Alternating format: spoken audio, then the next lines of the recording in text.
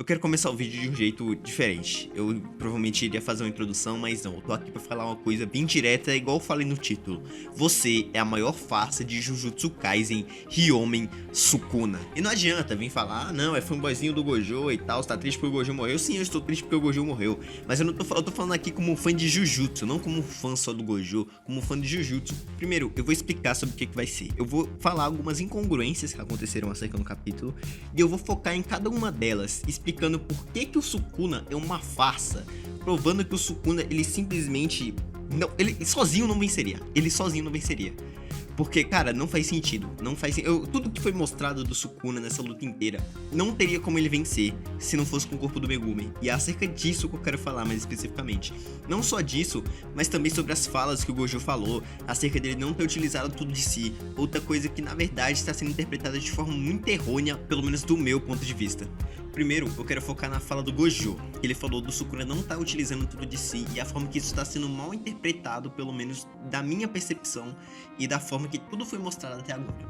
Primeiro, acontece toda a luta, ok, e no final do capítulo passado, pelo menos nos momentos finais da luta, é dito pelo próprio narrador, e pela primeira vez em 1000 anos, Sukuna sente medo.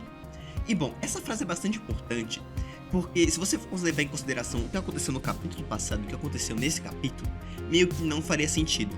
Porque se o Sukuna estivesse se segurando, não teria por que ele sentir medo naquele momento. Não teria motivo para ele poder se amedrontar e em algum momento ele pensar que poderia morrer naquele momento se ele estava se segurando tanto assim.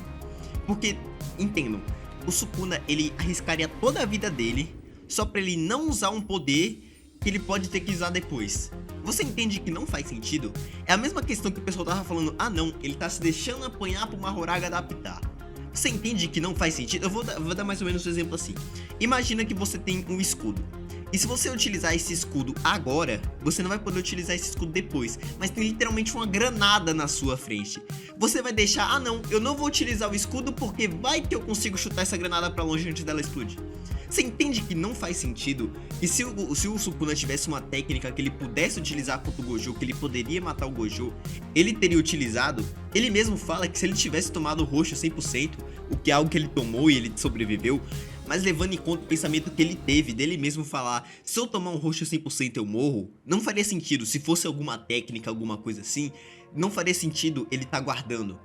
A única coisa que faz o mínimo de sentido de se pensar, que aí sim é o ponto que eu falo que é uma incongruência acerca da interpretação das pessoas, é que na verdade o Gojo poderia não estar falando de uma técnica, mas sim do presente da Yorozu que ele deixou guardado.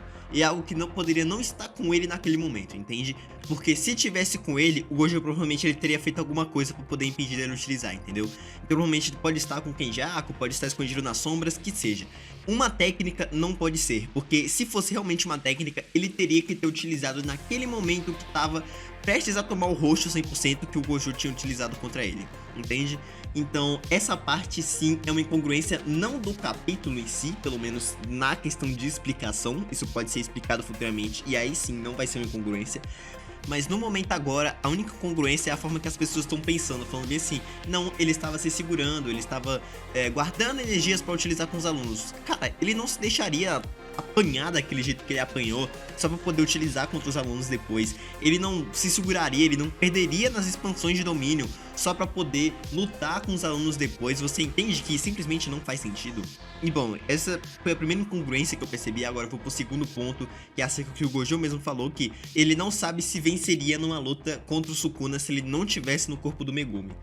E bom, a incongruência geral desse capítulo é a personalidade do Gojo. Tudo que ele fala parece ele não ser muito o Gojo, parece uma personalidade diferente. Eu não vou tocar nesse ponto porque é a forma que o autor quis interpretar, então beleza. Mas eu quero falar primeiramente como não faz sentido. Beleza que o autor colocou isso no capítulo, mas é uma coisa que não faz sentido.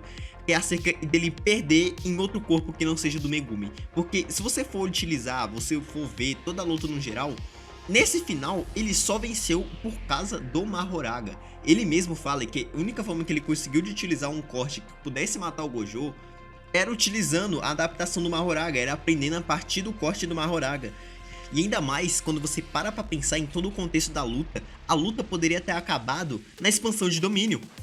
Porque durante todo o começo da luta, teve a luta, beleza, chegou na expansão de domínio, o Sukuna venceu do Gojo umas 2, 3 vezes, E quando o Gojo vence, ele só não perde a luta, o Sukuna só não perde a luta por causa do Mahoraga.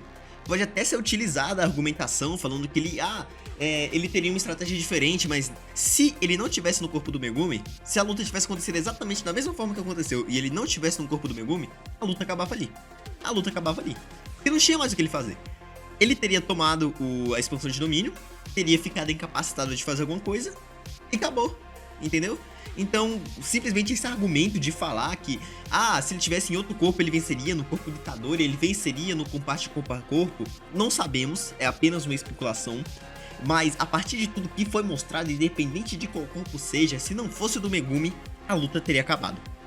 E bom, essas foram as incongruências que eu peguei lendo a luta em si, a luta toda, e vendo esse final. Porque, sei lá, talvez se ele usasse o presente da Yorozu durante a luta, ele venceria sem precisar utilizar o poder do Megumi. Mas você vê que não tem como, que todas as habilidades que o Sukuna tinha, tirando essa última que ele aprendeu utilizando o Mahoraga, não tinha como ele vencer, seja com desmantelar, seja com o poder de fogo que ele tinha. Nenhuma delas atravessaria o Mugen. Ele teria que lutar no corpo a corpo, e no corpo a corpo vamos considerar que ele perderia, né? Porque no corpo a corpo ele acabou perdendo.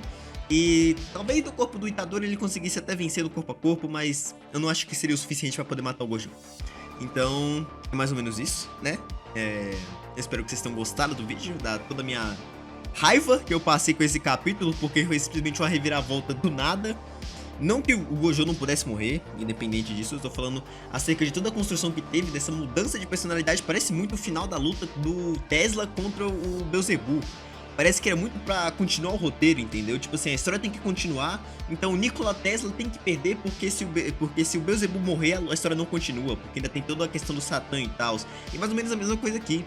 O Itadori tem que vencer o Sukuna, porque na teoria, segundo os vazamentos da Bandai, eles são antepassados, entendeu? Então, na teoria, o Itadori tem que vencer pra história continuar, porque quem vence sempre é o protagonista e tal, então, entendeu? Parece muito uma coisa que, tipo assim, a gente tem que arranjar um jeito dele vencer.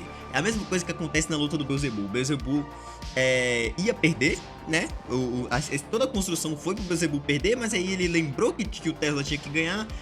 E aí ele faz toda uma mudança logo no último capítulo pro Beelzebub ganhar, entendeu? Então acaba sendo a mesma coisa que acontece aqui. Não que o Sukuna não pudesse ganhar, minha argumentação é só a forma de como foi construída. Porque se toda a luta fosse construída mostrando, o Gojo tá na vantagem, mas o Sukuna tem algo escondido. Aí chega agora, isso acaba acontecendo, simplesmente perde o sentido, entendeu? Mas enfim, espero que vocês tenham gostado. Fãs do Sukuna, vamos manter a calma, vamos manter o respeito. E se você quer saber a minha teoria de como o Gojo pode voltar, aperta nesse vídeo que tá aparecendo agora. Ele apareceu o card durante o vídeo, mas provavelmente vocês não viram. Aperta nesse vídeo agora no final, porque eu fiz a explicação rápida, mas bem concreta de como o Gojo pode acabar voltando. E bom, é isso. Espero que nos encontramos novamente. Falou!